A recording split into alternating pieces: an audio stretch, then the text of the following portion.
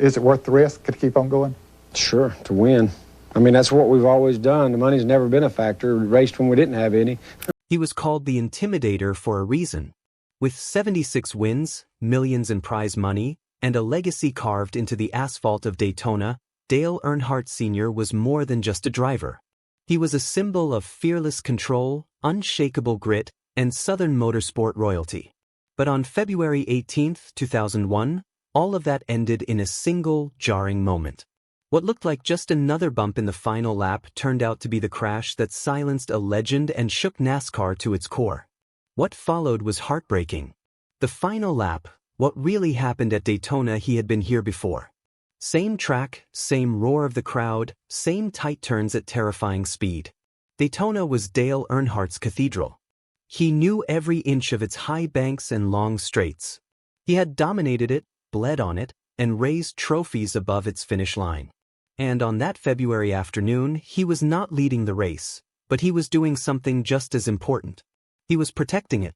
In the final lap of the 2001 Daytona 500, Dale Earnhardt Sr. was holding back the pack. His son, Dale Earnhardt Jr., and his driver Michael Waltrip were up front, fighting for the win. Dale Sr. was behind them, using his car like a bodyguard, blocking, sliding, defending the inside line. It was a calculated, deliberate move. He was not just racing for himself anymore. He was playing team captain in a high-speed chess match where one mistake meant disaster. Then it happened. As they entered Turn 4, with the checkered flag seconds away, Sterling Marlin's car crept into Earnhardt's rear quarter panel. It was not violent. It was the kind of contact that happened dozens of times a race. But at 150 miles per hour, even a gentle nudge can be lethal. Earnhardt's car veered down slightly, then snapped upward toward the wall. Ken Schrader's car came up beside him, the two vehicles collided, and Dale's number 3 Chevrolet slammed head first into the outside barrier. It did not look catastrophic. Not at first. The car hit the wall and skidded to a stop. There was no fire, no dramatic spin, no explosion of parts. It was a crash. But nothing that would make fans in the stands gasp in horror. If anything, it looked survivable. The kind of wreck Dale had walked away from 100 times before. But this time was different. Ken Schrader was the first person to reach him. He climbed out of his own wrecked vehicle and rushed to the driver's side of the number 3 car. What he saw made him back away almost immediately. His face changed. His posture dropped. He later told reporters he would not describe what he had seen. Not because he wanted to protect Dale, but because he knew he had just looked at death. Medical crews arrived quickly. They pulled Earnhardt from the wreckage and rushed him to Halifax Medical Center. The world waited. Fans stood in silence. Pit crews stopped moving. Broadcasters, usually talkative and excited at race's end, spoke in hushed tones. They did not know it yet, but NASCAR had just changed forever. At 5:16 p.m., doctors confirmed what many already feared. Dale Earnhardt Sr. was dead. Slain instantly by the impact. The man who had seemed indestructible, who had built his reputation on intimidation and daring, was gone. But how? How could such a minor-looking crash slay the most experienced driver on the track? That is what the autopsy would reveal. And what it uncovered left fans in shock. The autopsy report, released by the Volusia County Medical Examiner, confirmed that Earnhardt died of a basilar skull fracture. This type of injury is a severe break at the base of the skull, often involving the area around the brainstem. It is among the most lethal types of head trauma and is typically caused by sudden, violent deceleration, exactly what happened when Earnhardt's car hit the wall at high speed. The crash itself lasted mere seconds, but the forces involved were enormous. The fracture was described as a ring fracture, circling the base of the skull. This kind of injury causes instantaneous loss of brain function. In layman's terms, Dale Earnhardt died the moment his head whipped forward and then violently snapped back during the impact. It was fast, silent, final. There was no pain, no awareness, just sudden, irreversible stillness. Additional findings from the autopsy revealed blunt force trauma to the chest, fractured ribs, a broken left ankle, and abrasions from the seatbelt. There were rumors that the seatbelt had failed, which circulated quickly in the immediate aftermath. Some speculated it had been altered before the race, others believed it had torn on impact. But those rumors were disputed by medical personnel and team members. Tommy Probst, a rescue worker who tried to save Earnhardt's life, publicly stated that the seatbelt remained intact when he arrived at the scene. Regardless, the result was the same. The head trauma alone was sufficient to be fatal. The lack of a head and neck support device, the Hans device, played a significant role. At the time, the device was not mandatory in NASCAR, and Earnhardt had refused to wear one, believing it limited his mobility. Other drivers shared his opinion. That changed overnight. NASCAR began an internal review almost immediately. Within days, the organization was examining crash footage, inspecting car components, and consulting medical experts to understand exactly how one of the sport's greatest legends had died in what looked like a survivable crash. What they found was damning. The cars were too rigid. The walls were too hard. The safety gear was outdated. It was a brutal awakening for a sport that had prioritized speed and spectacle for decades. Earnhardt's death made one thing painfully clear. Something had to change. And it did. New safety standards were introduced within the year. The Hans device became mandatory. Car interiors were redesigned to improve energy absorption. Crash walls were rebuilt using safer barriers, steel and foam energy reduction panels that absorbed kinetic force and reduced blunt impact trauma. Cockpits were reinforced. Helmets evolved.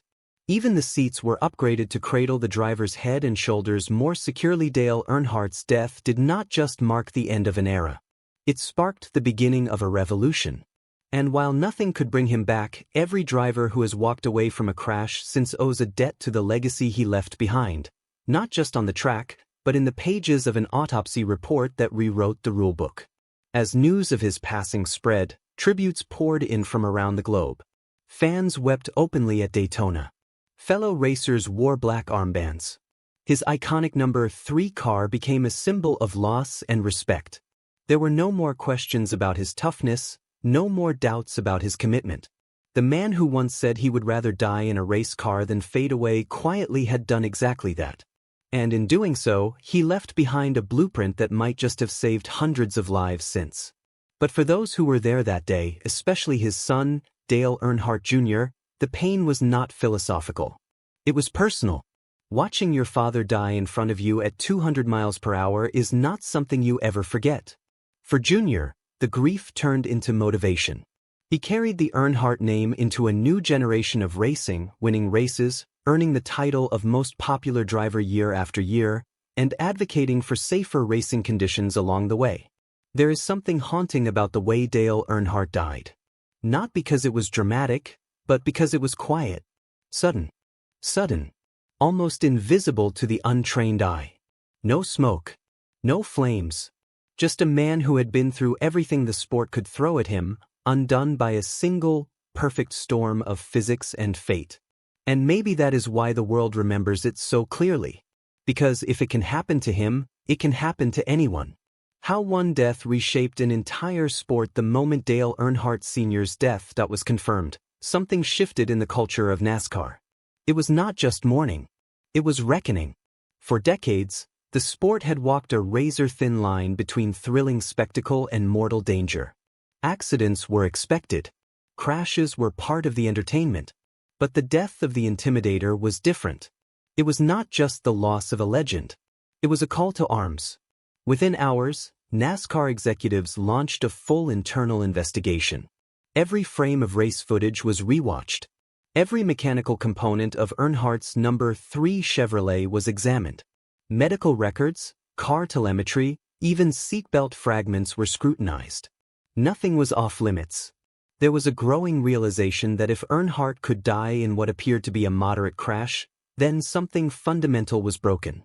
And that something had to be fixed. What they found was unsettling. The cars had evolved to become faster, stiffer, and more aerodynamic. But in doing so, they had become more dangerous in a crash. The same rigidity that made a car cut through air also made it transfer more force to the driver in an impact. It was like being inside a missile made of steel and fiberglass. Then there were the walls. Concrete, unforgiving, and everywhere. When a driver hit them, all the force was reflected inward. The track at Daytona was designed for speed, not for survival. Earnhardt hit turn 4's outside wall at an angle that funneled every ounce of kinetic energy straight into the cockpit. That energy had nowhere to go. And the result was fatal. The response was immediate. NASCAR formed the Research and Development Center, a dedicated facility whose sole purpose was to improve driver safety. They began consulting with biomechanical engineers, trauma surgeons, and crash specialists. Racing could no longer afford to treat injuries as unfortunate side effects. Prevention had to become a priority. The first breakthrough was in restraint systems. Within months, the Hans device was no longer optional. This head and neck support system anchored the driver's helmet to the shoulders, preventing the deadly whiplash that caused Earnhardt's skull fracture. The very motion that slain him would now be physically impossible for future drivers wearing the device. Then came the safer barrier. The steel and foam energy reduction system replaced bare concrete walls with layered materials that absorbed and dispersed energy.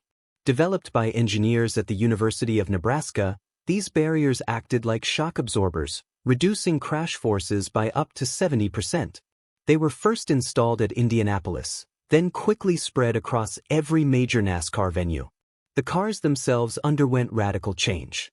The car of tomorrow, introduced in 2007, featured a wider frame, reinforced roof, and energy-absorbing materials in the cockpit. The driver was repositioned further from the door to reduce the risk of side impact trauma.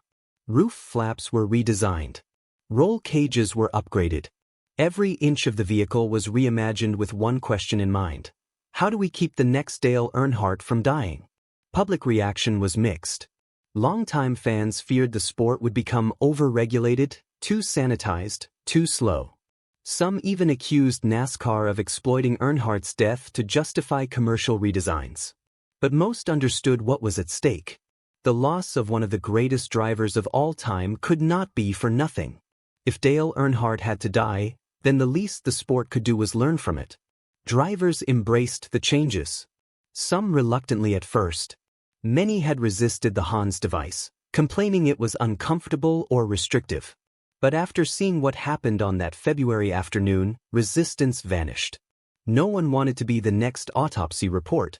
Crew chiefs, engineers, and even pit crews began training differently. Safety drills became standard. Crash simulations were analyzed in detail. The era of flying by instinct was over. Data was now king. And Earnhardt, though gone, was everywhere. His face remained on merchandise. His name echoed in tributes. His number 3 became sacred. But more than that, his death became the reference point for every safety decision made thereafter. Every new helmet, every revised protocol, every softened barrier carried a piece of his legacy. In the years that followed, something extraordinary happened. The fatality rate in NASCAR dropped to 0. Not one driver has died in a major NASCAR event since that day in 2001. There have been horrific crashes, airborne flips, cars that split in half and burned to the ground. But the drivers walked away. Bruised, shaken, but alive. And every single time, someone mentions Dale. To this day, when fans talk about the modern era of NASCAR safety, they do not start with the rulebook. They start with a single name. A single number. A single crash on the final lap of the Daytona 500. Because that was the day NASCAR woke up. And it never fell asleep again. The autopsy report, what they found inside the car the crash was seen by millions, but the truth about what happened to Dale Earnhardt Sr. was sealed inside the wreckage, inside his body, and inside the silence of those who were first on the scene. For weeks, the public wanted answers. Not rumors. Not speculation. Real answers. And the autopsy delivered them. But those answers were not just clinical. They were devastating.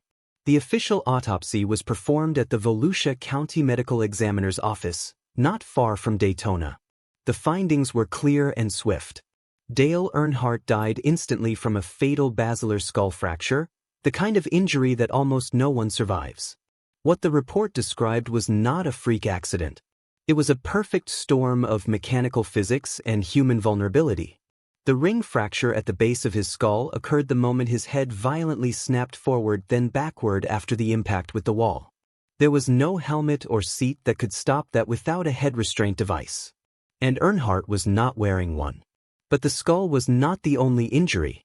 The autopsy revealed broken ribs, a fractured sternum, a left ankle fracture, and severe chest trauma caused by the 5-point harness. The seatbelt itself came under intense scrutiny. Some thought it had been cut. Others claimed it broke on impact. Photos seemed to show a tear. Theories ran wild. NASCAR launched an internal investigation into the belt's integrity. They interviewed safety engineers, reviewed manufacturing specs, and analyzed similar crashes. Tommy Probst, who attempted to resuscitate Dale on the track, stood by what he saw. The belt was secure.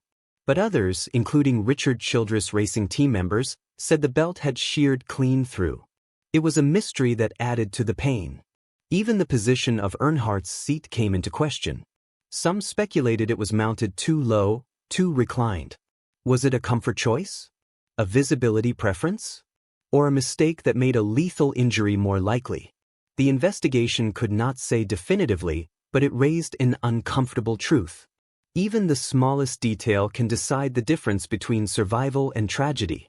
The autopsy also answered a question that had haunted fans. Did he suffer? The answer was no. Dale Earnhardt was likely unconscious the instant his skull fractured. Death followed immediately.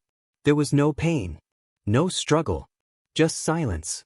And maybe that made it worse. Because the man who had survived fiery crashes, flipped cars, and broken bones, the one who had stared down death more than once, was taken in a heartbeat by something invisible. There were no flames, no impact sparks, no warning. Just a twitch of bad physics at the wrong time.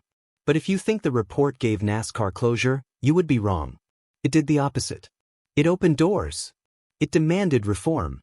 And it sparked a quiet war inside the sport, a war between tradition and survival. Because the question was no longer how Dale Earnhardt died, it was how many more would die if nothing changed. The fallout from the autopsy report was immediate. NASCAR was already reeling from the public grief, but now it had to face a hard truth. The old systems, the old thinking, it was not enough anymore. Safety in racing could no longer be reactive. It had to be proactive. That meant more than redesigning cars.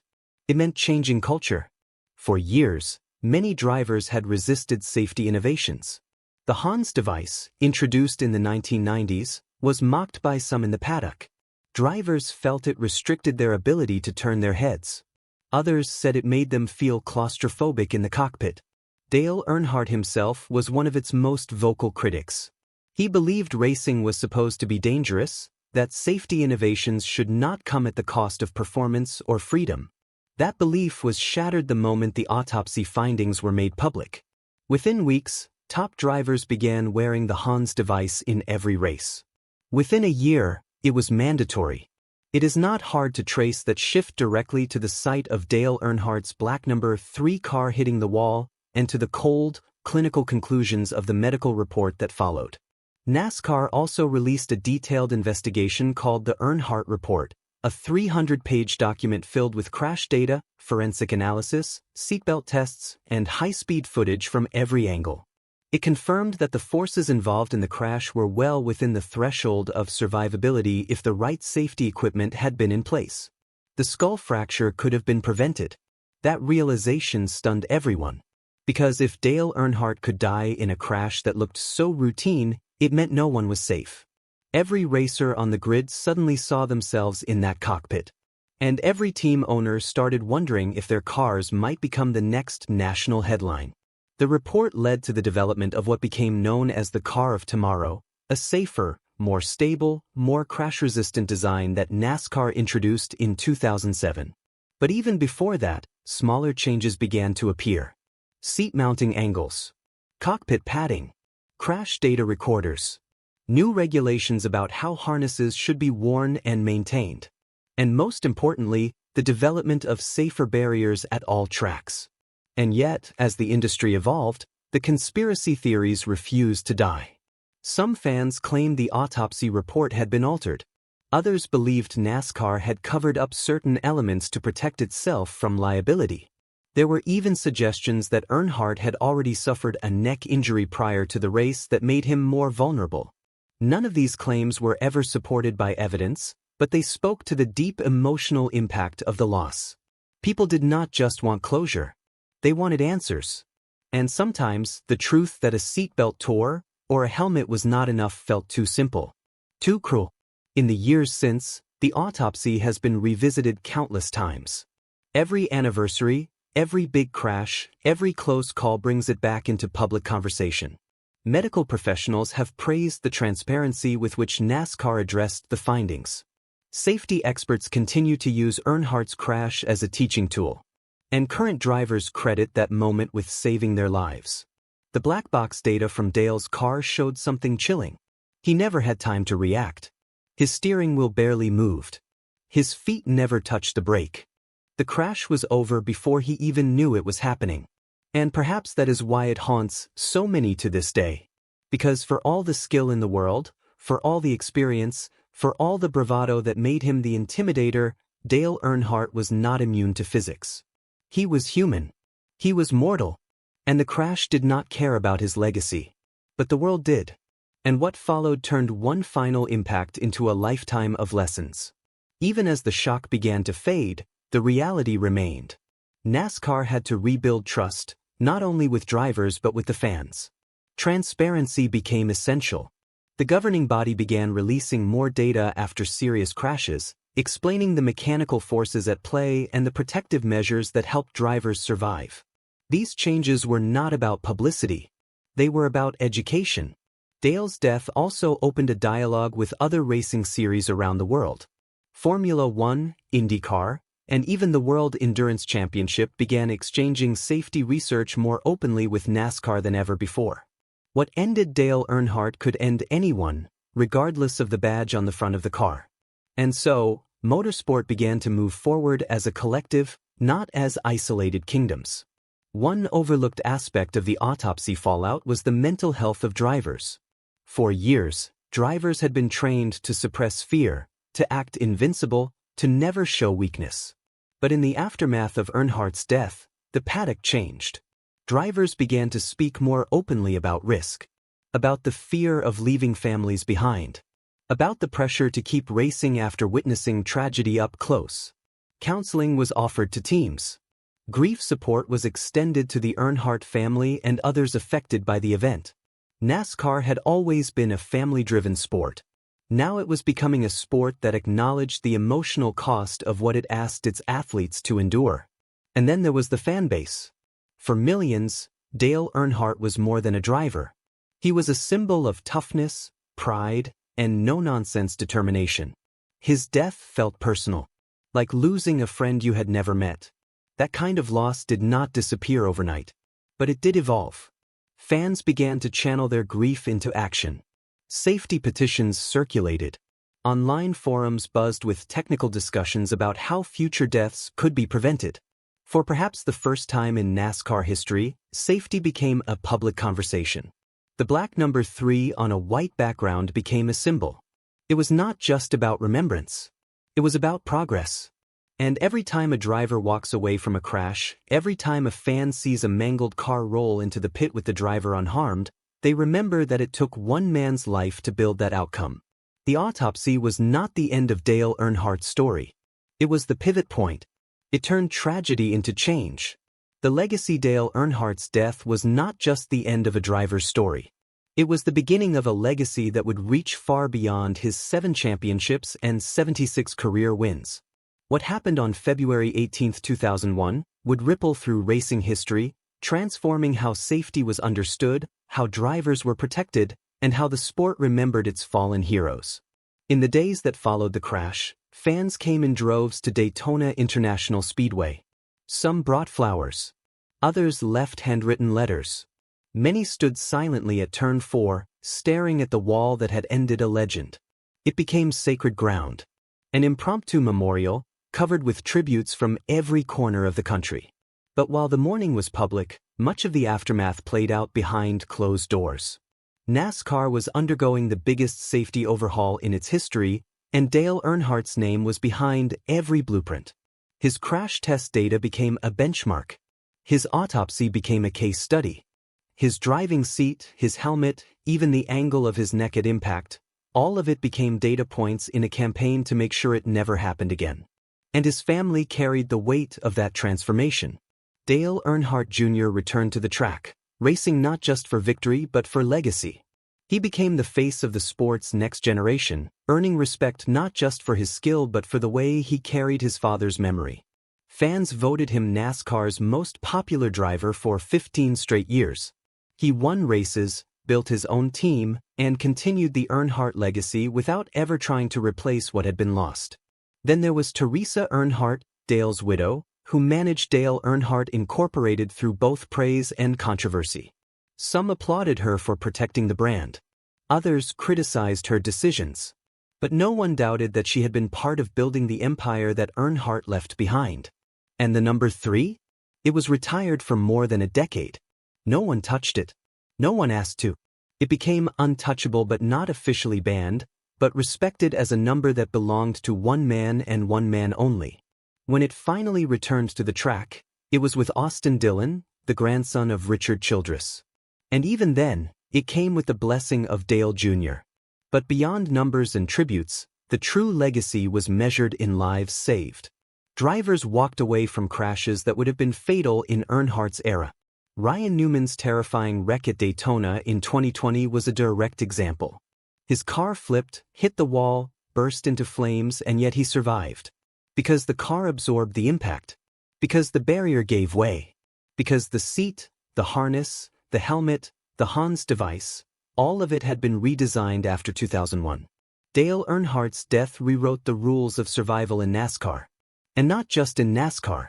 The ripple effect reached IndyCar, Formula One, rally racing. Manufacturers across the world started revisiting cockpit safety, crumple zones, and driver restraints. What had started as a tragedy became a turning point. To this day, no NASCAR Cup Series driver has died on the track since Dale. That is his legacy. It was never about being the fastest man on the circuit. It was about being the man who changed the circuit forever. Even in death, Dale Earnhardt kept others alive. And if you think the story ends with safety upgrades and silent memorials, think again. Because for the fans who still wear black number 3 caps to every race, for the sons who still watch races with their fathers and whisper about that final lap, Dale Earnhardt is not gone. He is still in the roar of the engines. Still in the smell of rubber on asphalt. Still in every moment where a car spins out and the driver walks away safe. His legacy is not written in stone. It is written in survival. But Dale Earnhardt's legacy didn't stop at the track, the fans, or the regulations. It reached into how the sport taught its history. Younger generations of drivers who never raced alongside Earnhardt grew up watching clips, reading stories, and studying the footage of that final lap. His presence was baked into driver education. Coaches spoke of Earnhardt not only as a racer but as a reason why they all wore head restraints, why the walls now flexed, and why survivability was no longer left to chance. Documentaries followed. Biographies were published. Memorial paint schemes appeared in tribute races. Statues were unveiled in Kannapolis, North Carolina, his hometown. Even rival drivers would tip their caps to the number 3 whenever passing the spot on turn 4 where the final impact happened. That bend in the track is no longer just part of the Daytona 500. It is a marker of transition, a before and after. In interviews years later, even the toughest competitors acknowledged how Dale's passing changed them. Tony Stewart, Jeff Gordon, Jimmy Johnson, all of them credited Earnhardt with shaping their approach to both racing and responsibility. His death showed them how fragile the line between speed and tragedy really was. They began mentoring rookies not just on how to win, but how to survive. Sponsors noticed too. Safety became part of marketing. Car brands aligned themselves with innovations in crash protection. Tech firms partnered with racing teams to develop better helmets, smarter harnesses, and real-time biometric sensors. It was as if the entire world of racing pivoted toward progress because of one man's final lesson. And Dale Earnhardt's reach even extended into popular culture. References to his name and legacy appear in films, country songs, and even video games. He became more than a racer. He became an American icon. Someone who represented not just toughness, but sacrifice. To this day, when NASCAR runs its biggest races, Daytona, Talladega, Darlington, there is always a moment when someone looks up at the banners or down at the infield and thinks of Dale. He's not just part of the past. He's part of the ritual, the reminder of what it means to put everything on the line. And perhaps most powerfully, his story continues to remind every fan why racing matters. It's not just about speed. It's about risk, legacy, and learning from pain. Because for all that Dale Earnhardt left behind, the most powerful thing he gave NASCAR was its future. Dale Earnhardt's final lap changed NASCAR forever. What looked like a minor crash became a turning point in motorsport history. His death didn't just end an era, it saved countless lives. If this story meant something to you, hit like, subscribe, and share your thoughts in the comments. What do you remember about that day? More stories like this are coming, stories that go beyond the headlines and into the heart of the sport. Because legends don't disappear. They leave behind a legacy that keeps driving forward.